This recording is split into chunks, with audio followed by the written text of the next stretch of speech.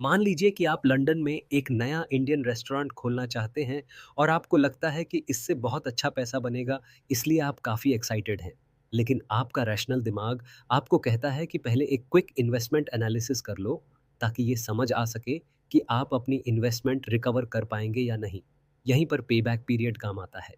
ये काफ़ी useful matric है और जब इसे एनपीवी, नेट प्रेज़ेंट वैल्यू और IRR, internal rate of return जैसे टूल्स के साथ यूज़ किया जाता है, तो इससे ये पता लगाया जा सकता है कि आपकी इन्वेस्टमेंट कितने समय में रिकवर हो जाएगी। आज की इस वीडियो में हम पेबैक पीरियड के बारे में सीखेंगे। ये कैसे काम करता है, इसकी कैलकुलेशंस, इसके यूजेस और इसकी लिमिटेशंस। तो चलिए शुरू करते हैं।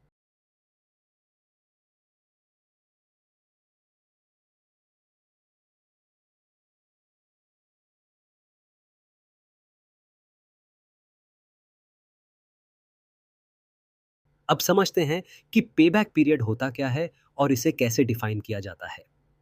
पेबैक पीरियड एक ऐसा टाइम पीरियड होता है जिसमें आप अपनी इनिशियल इन्वेस्टमेंट को रिकवर कर लेते हैं। इसका मतलब क्या हुआ? जब आप किसी प्रोजेक्ट में इन्वेस्ट करते हैं, तो आपको उससे कुछ कैश इनफ्लोज मिलने की उम्मीद होती है, राइट? तो वो कितना समय लेगा जिससे आपके क्यूमुलेटिव कैश इनफ्लोज आपकी इनिशियल इन्वेस्टमेंट के बराबर हो जाएं, उसी को पेबैक पीरियड कहा जाता है। इस कॉन्सेप्ट को अच्छे से समझने के लिए एक सिंपल एग्जांपल लेते हैं।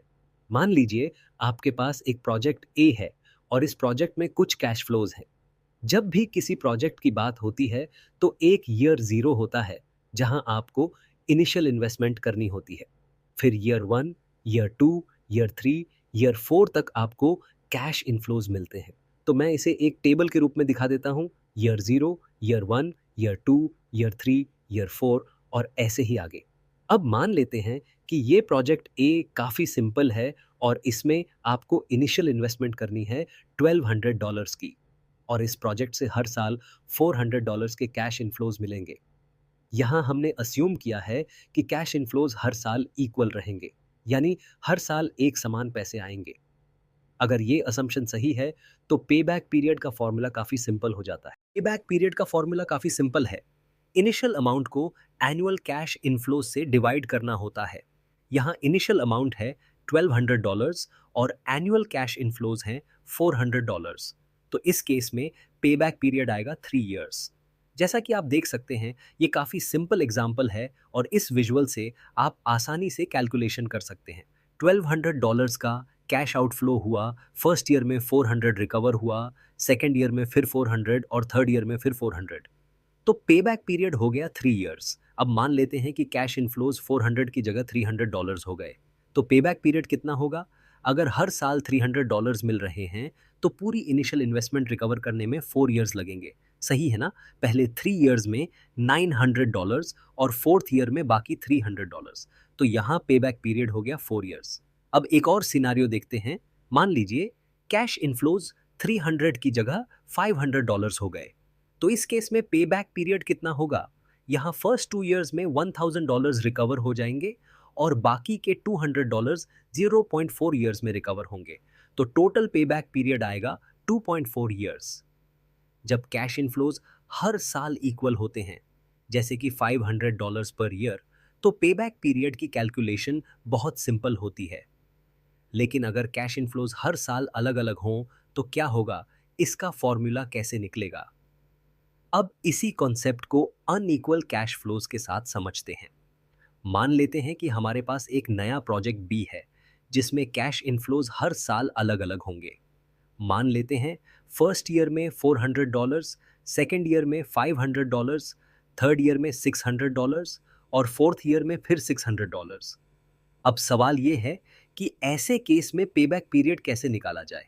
अब इस केस में पेबैक पीरियड कैलकुलेट करने के लिए आपको एक कॉन्सेप्ट समझना होगा, जिसे क्यूमुलेटिव कैश इनफ्लोज कहते हैं। क्यूमुलेटिव कैश इनफ्लोज का मतलब क्या होता है? जब हम पेबैक पीरियड निकालते हैं, तो हम ये देखना चाहते हैं कि किस साल तक total cash inflow initial cash outflow के बराबर हो जाता है। हमें ये क्यूमुलेटिवली चेक करना होता है कि ये किस साल होगा। चलो पहले साल को देखते हैं। फर्स्ट ईयर के एंड तक क्यूमुलेटिव कैश इनफ्लो कितना होगा? वो होगा $400। अब सेकेंड ईयर में क्यूमुलेटिव कैश इनफ्लो क्या होगा? फर्स्ट ईयर का $400 प्लस सेकेंड ईयर का $500, तो टोटल हो गया $900। अब थर्ड ईयर में क्यूमुलेटिव कैश इनफ्लो क्या होगा? सेकंड ईयर के $900 में थर्ड ईयर के $600 ऐड कर देंगे। फोर्थ ईयर में क्या होगा? थर्ड ईयर के $1500 में फोर्थ ईयर के $600 ऐड कर देंगे। अब यहां मेन चीज समझने वाली ये है कि हमें रिकवर करना था $1200। तो कौन से साल में हमने $1200 रिकवर कर लिए? ईयर 3 के अंदर, क्योंकि ईयर 2 के एंड तक सिर्फ $900 हुए थे, लेकिन ईयर 3 के एंड तक हम 1200 से ज़्यादा रिकवर कर चुके हैं। इसका मतलब हमारा पेबैक पीरियड कहीं ना कहीं ईयर 2 और ईयर 3 के बीच में होगा। अब हमें ये एग्जैक्ट पॉइंट निकालना है कि पेबैक पीरियड कहाँ आएगा। इसके लिए हमें एक और टर्म समझनी होगी जिसे बैलेंस कहते हैं। बैलेंस का मतलब ये होता है कि अभी कितना अमाउंट रिकवर होना बाकी है। तो पहले साल के एंड पर हमने $400 रिकवर कर लिए। अब कितना बचा?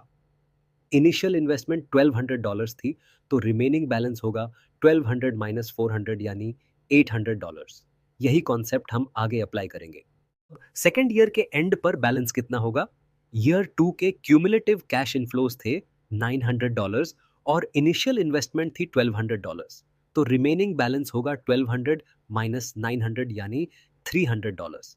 तो अभी $300 और रिकवर करने बाकी हैं। अब तीसरे साल के एंड तक क्या होगा? हमने ना सिर्फ वो $300 रिकवर कर लिए, बल्कि हमारे पास एक्स्ट्रा $300 भी आ चुके हैं।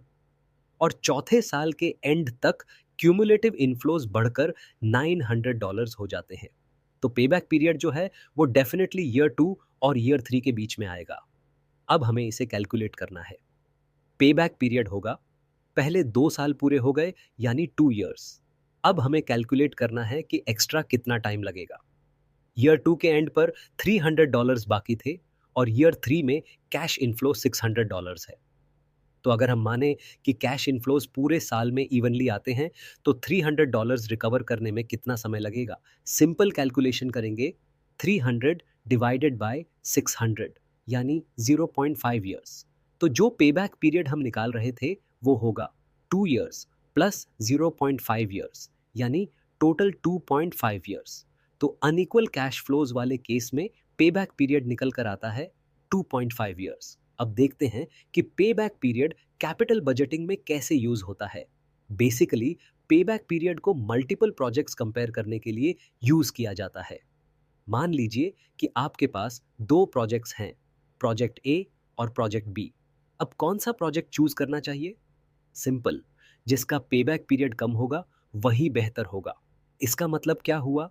इसका मतलब ये हुआ कि आपको वो प्रोजेक्ट सेलेक्ट करना चाहिए जो आपके इन्वेस्टमेंट को जल्दी रिकवर कर दे।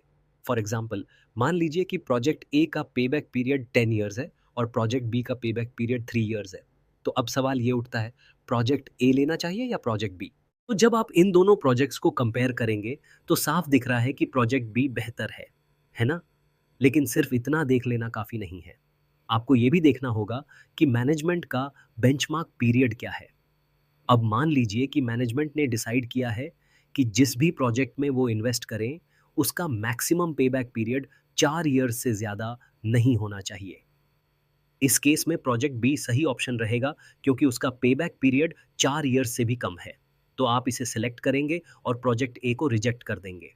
लेकिन अगर मैनेजमेंट का बेंचमार्क पेबैक पीरियड सिर्फ 2 ईयर्स का हो, तो इस केस में आप दोनों प्रोजेक्ट्स को रिजेक्ट कर देंगे, क्योंकि दोनों का पेबैक पीरियड 2 ईयर्स से ज़्यादा है। अब बात करते हैं पेबैक पीरियड की लिमिटेशंस की। इसे समझने के लिए फिर से 2 प्रोजेक्ट्स, प्रोजेक्ट ए और प्रोजेक्ट बी को लेते हैं। मान लीजिए कि दोनों प्रोजेक्ट्स में इनिशियल इन्वेस्टमेंट $1200 की है और दोनों 4 ईयर्स में $1600 जनरेट कर रहे हैं। अब सवाल ये है कि इन दोनों में से कौन सा प्रोजेक्ट चुनना चाहिए।